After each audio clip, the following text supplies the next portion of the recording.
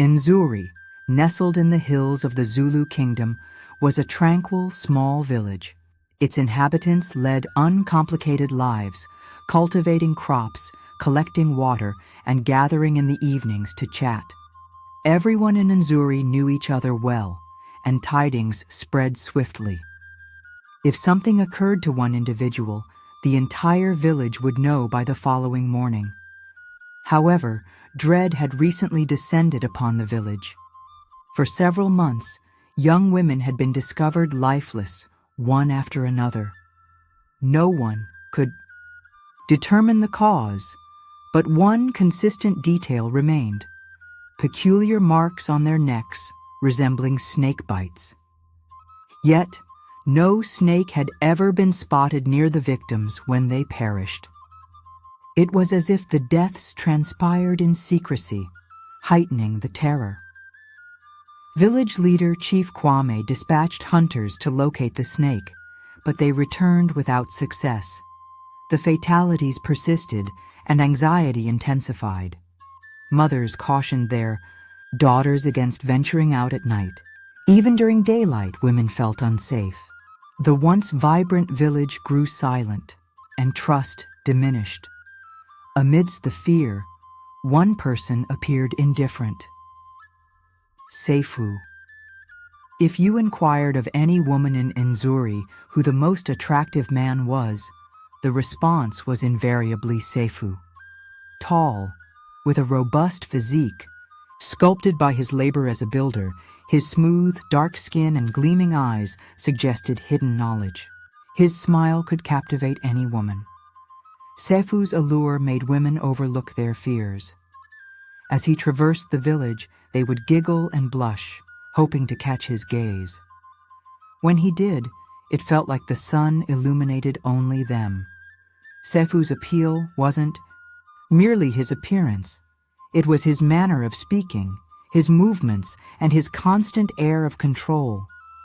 He could make a woman feel singularly special. Yet, concealed behind his charm and beauty, Sefu harbored a perilous secret.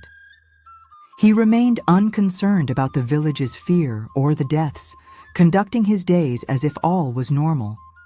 Sefu was aware of his good looks and exuded confidence as he moved through the village, head held high. Sefu's gaze was always on the lookout for his next target. The women of Nzuri were inexorably drawn to him, like bees to honey, whether at the village well, the market, or on the farm. Whenever Sefu was around, the women couldn't help but stare. It wasn't just his appearance. Sefu had a way of speaking that made any woman feel special. He knew exactly what to say and when, his voice deep and soothing like the calm before a storm. He could make a woman smile even in her saddest moments. Sefu never hurried. He took his time, slowly drawing them in, making them trust him, making them desire him. If he wanted a woman, he would have her. All it took was one charming smile, a few sweet words, and soon she was his. Once he had her, he would take her to his hut at the edge of the village, away from prying eyes. There, under the soft moonlight, Sefu would work his charm. He was gentle and patient, making each woman feel like the center of his world. But as the night deepened, Sefu would always ask the same strange question: "Do you know the difference between a man's manhood and a snake?" The women, unsure how to respond, would laugh, thinking it a joke. But before they could answer, Sefu would whistle a soft, eerie tune that seemed to hang in the air. The women would feel a chill, sensing something was about to happen, and then it did. Something shifted in the room, and before they could react, they felt a cold, smooth touch on their skin. A dark and deadly snake would slither out from Sefu's trousers. The women would freeze, their fear paralyzing them. The snake would coil around them slowly, as if playing with its prey. Then, with a swift strike, it would bite them on the neck. The bite marks were always the same, 2 sharp punctures like fangs sinking deep into their skin. The venom spread.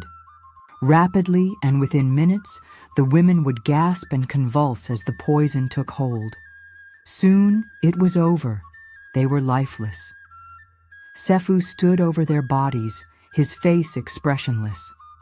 By morning, the woman's body would be found in the village square, cold and pale, with the strange bite marks on her neck. The villagers would gather, shaking their heads, wondering what kind of snake could do such a thing, but no one knew. No one ever doubted Sefu. He was too attractive, too charismatic, too flawless. Each time another woman perished, the terror in the village intensified, but Sefu remained indifferent, carrying on as if nothing had changed. The women still flushed and whispered when he passed, completely oblivious to the menace hidden beneath his charm and honeyed words. Life in Nzuri continued despite the looming dread. Women grew more wary, especially after dark, but daily routines of drawing water, tending crops, and bargaining persisted. Whenever a woman was lost, the villagers mourned, yet no one had answers. The village leader, Chief Kwame, tried to reassure his people, but deep inside, all sensed that this was no ordinary snake taking lives. Then, one day, a stranger arrived, a woman named Lina. She stood apart from the other women in Nzuri, tall and elegant, her skin gleaming like polished mahogany. Confidence radiated from her. Her allure lay not just in her face or form, but in her effortless grace, as though nothing perturbed her. She had come to stay with her aunt on the village outskirts, and almost instantly she drew Sefu's eye. Sefu first saw Lina at the well. Unlike other women who stole glances or giggled in his presence, Lina seemed unmoved. She neither laughed nor lingered. She didn't even offer a smile. Instead, her gaze passed right through him, her expression serene, as if she controlled everything around her. This captivated Sefu. He was unaccustomed to being overlooked, and Lina's composed demeanor felt like a challenge. He had never failed to charm a woman he desired, and he wouldn't let Lina become the exception. From that instant, he resolved to make her his. Sefu began observing Lina more intently. He noticed her unfailing politeness, but also her distance, warm, yet reserved. She spoke with kindness, but permitted no one to come too near. This only fueled Sefu's obsession. It wasn't just her beauty that drew him in, but the enigma she carried, the quiet power she exuded. The longer he watched, the more fixated he became. Failure had never been an option for Sefu, and he wouldn't allow it now. He started trailing Lina, seeking chances to engage her, to captivate her as he had done countless times before. Sefu tried again and again. But each time he neared, Lina remained aloof, as if she sensed something he did not. One day, Sefu found an opening. Lina was at the well, filling her water pot with fewer people nearby. He strode toward her, his signature confident grin in place. "Lina," he murmured smoothly, his tone deep and rich like syrup. "Let me carry that for you." Lina glanced at him, her face unmoved. She wasn't swayed by his handsomeness or his charm, and that only fueled Sefu's desire. He waited, expecting a flustered smile or a nervous laugh, but instead, she simply nodded. "If you insist," she said coolly, stepping aside for him to lift the pot. Sefu savored a small triumph.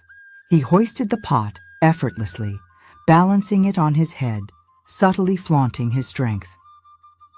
As they made their way to her aunt's home, he attempted conversation, but Lina remained reserved. She responded politely, but never offered more than necessary. Sefu wasn't used to this. He convinced himself it was just a matter of time. Sooner or later, she would give in. They always did. She's only pretending to be difficult, he told himself. He just needed to put in more effort with her. From that day, he couldn't stop thinking about Lina. Unlike the women of Nzuri, who crumbled under his smile, she remained composed. That distance only made Sefu more fixated. He was accustomed to admiration, to being the center of attention. This was different. This was maddening, and it made him crave her even more. Women had always come easy to Sefu. A charming glance, a few smooth words, and they were his. They were all alike, soft, eager, easy to sway. But Lina, she was different. She resisted his every move. His usual tricks meant nothing to her, and that drove Sefu insane. Day after day, he watched her, when she gathered water, when she moved through the bustling market, even when she tended the fields with her aunt. She walked with quiet confidence, standing out without trying. She seemed untouched by others' opinions, least of all his. That only made her more irresistible. Sefu began inventing excuses to approach her. Small gestures at first, offering to carry something, attempting casual chatter, grasping for even the smallest reaction. But no matter what he did, Lina stayed distant. Her cool detachment gnawed at him. One evening, he had enough. He needed to act. He refused to let Lina keep slipping away. Failure wasn't an option. Not now, not ever. Sefu knew her routine well. She often visited her aunt's small farm just beyond the village, where they grew yams and greens. That evening, he waited for her there. The air was warm, the sky painted in fading gold.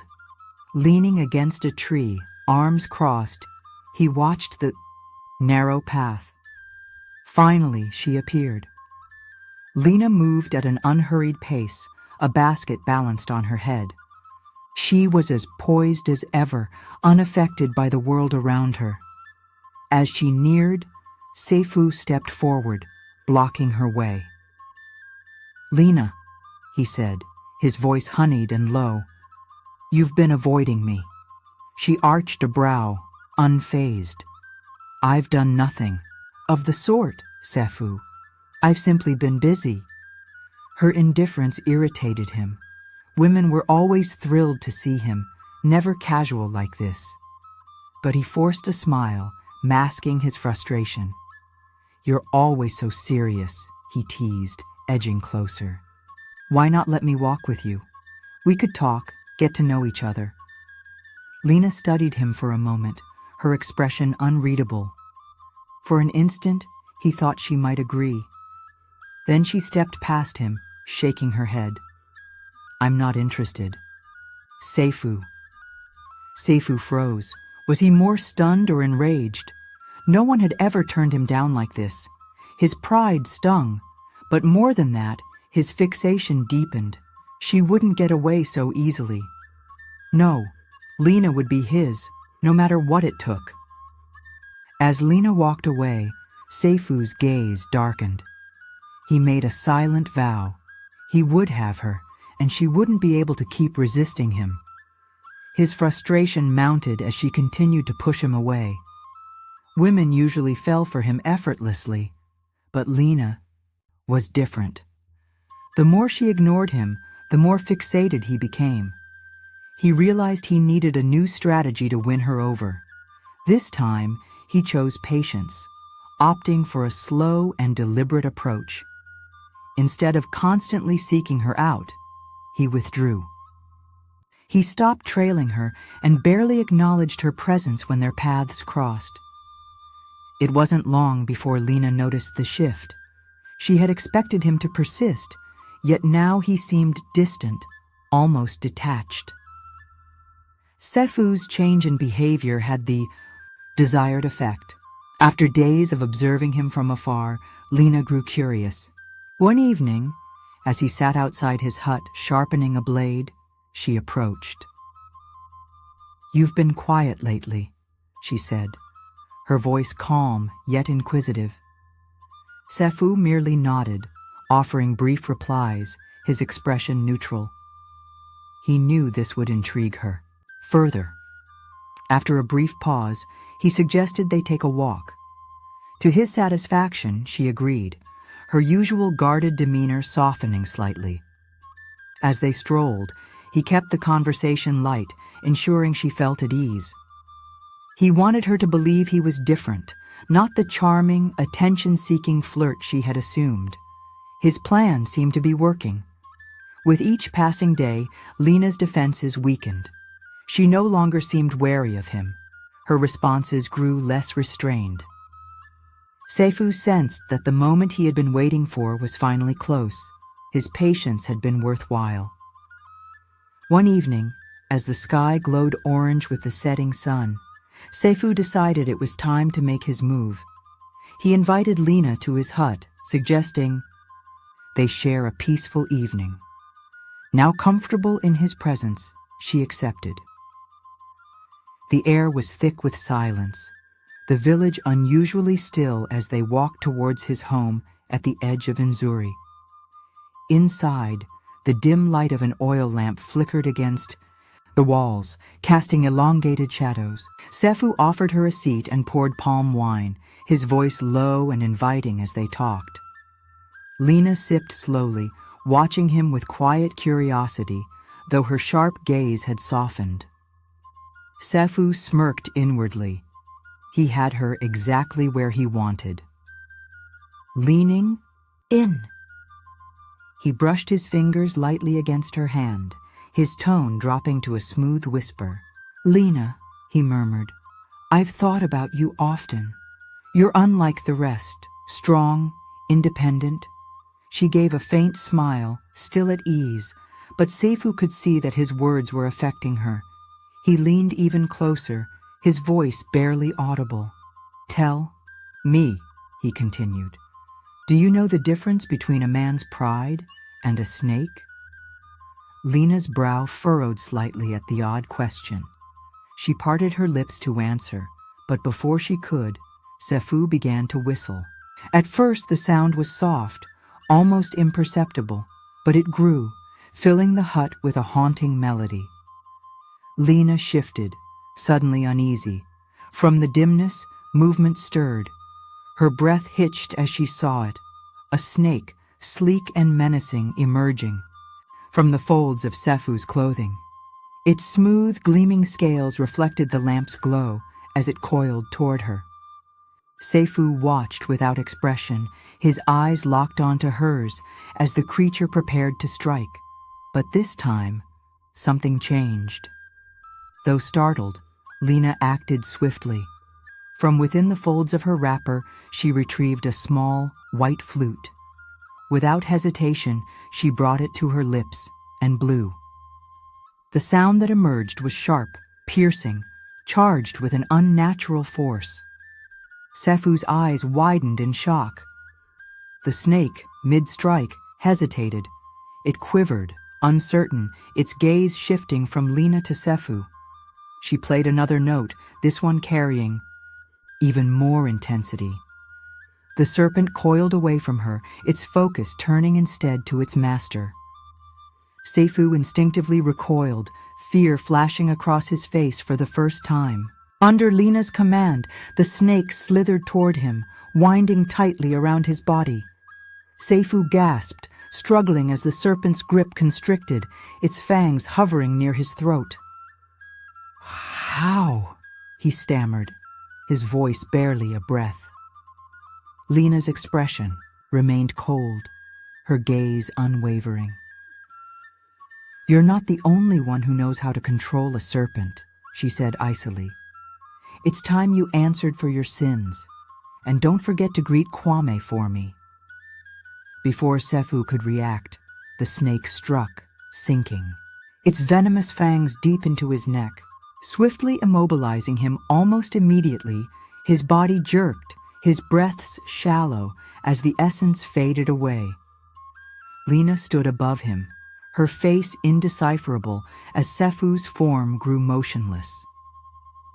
The serpent released its hold and slinked away into the shadows, abandoning Sefu, lifeless on the ground. Long before Lina arrived in Nzuri, her soul was burdened with sorrow and fury. The purpose of her journey to the village wasn't merely to see her aunt. She sought the truth. Several months before, she had lost her dearest friend Nkem to one of the inexplicable fatalities that unsettled the neighboring communities. The agony of Nkem's passing cut deep, and Lina swore she would uncover the culprit. Nkem and Lina had been raised together, unbreakable since childhood. Nkem was spirited, always cheerful, vibrant. They confided in one another, sharing aspirations and their most guarded secrets. One evening, Nkem confided in Lina that she had met someone new, a man she described as tall, debonair, and captivating, someone who made her feel singularly special. But she never revealed his identity, only that there was an inexplicable aura about him. 2 weeks later, Nkem was discovered lifeless, her body lying in the village square, cold, drained of color, marked by peculiar bite wounds on her neck like the others. The village mourned her loss, but answers eluded them. Lina was shattered, her grief transforming into doubt. Who was this man Nkem had met? Why had she never spoken his name? And why did no one seem to know anything about him? Lina refused to dismiss it. She was convinced her friend's demise was no mere coincidence. It had to be tied to this enigmatic figure. Her instincts screamed of a hidden darkness. Quietly, methodically, she probed, seeking every detail about the recent mysterious deaths. Eventually, her search guided her to Nzuri. When Lina set foot in Nzuri and first saw Sefu, suspicion immediately gripped her. His appearance, his charisma, his commanding presence all matched Nkem's description. Sefu was the sort of man who could enchant any woman, and Lina's intuition told her he harbored secrets. However, she understood she couldn't confront him outright. Sefu was too shrewd, too perceptive. If she wanted to unravel the truth, she needed to exercise caution, play along, let him believe he was slowly ensnaring her. So, she allowed him to approach, pretending to be drawn to him. Yet, all the while, she observed, waiting for the opportune moment to act. Before venturing to Nzuri, Lina had sought guidance from a revered oracle in her homeland. The deaths were too peculiar, too consistent to be the work of an ordinary serpent. The oracle, known for piercing beyond the tangible world, held the wisdom Lina desperately needed. Within a hut thick with smoke from burning herbs and energy unseen, Lina relayed the unsettling details: Nkem's inexplicable death, the bite wounds, and the mysterious man her friend had spoken of. The oracle listened without interruption, her eyes shut as though peering beyond mortal sight. Finally, the oracle opened her eyes.